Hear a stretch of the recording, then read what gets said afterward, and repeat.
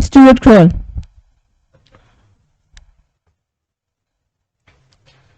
Good evening. Before I start with what I'm going to speak about, I just want to tell everybody that today was a very good day for animal rights. The puppy mill bill was finally signed by Kroll so that pet stores with a 2-year waiting period can no longer sell puppies, rabbits, or kittens, so that the pet store owners that complain about their livelihood can no longer buy dogs that are usually sick for $20 and sell them for $2,000 on layaway. So, c'est la vie. You know, anyway, we are now in the middle of December. There are currently more cats suffering and dying on the streets than ever before. In the 4 years that I've been trying to help with this town, the town of North Hempstead has not spent $1 trying to alleviate the suffering of these helpless animals. The situation began 20 years ago under the watch of Cayman, whose policies in this situation exemplified cruelty and ignorance. These are domestic animals that have been forced to fight for survival outside due to their owners cruelly thrusting them out, often due to unforeseen pet expenses and illness.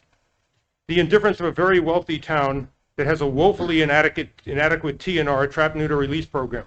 A once-a-month program is just not capable of keeping up with the ever-expanding population of cats. It needs to be done on a weekly basis. You know, as a basis of comparison, Hempstead is basically every day. As far as funding is concerned, perhaps some of the money could come from the $8 million, unless I'm mistaken, that the state is currently allocated, some of which is going to a Little League field, some to renovating Sunset Park, and the $350 for plantings, which is a nice program. You know, it's not quite, as far as I'm concerned, of the same priority. There are times when a pet owner dies or becomes incapacitated when they're faced with a terrible dilemma with what to do with their pet cat of many years. Private facilities are usually overwhelmed and cannot take these animals in due to lack of space and funds. In other towns, the municipal facility will accept these cats, vet them, and try to find them new homes. Again, this occurs in Hempstead as a good example. Our public safety department explored the possibility of forming a partnership with private rescue facilities.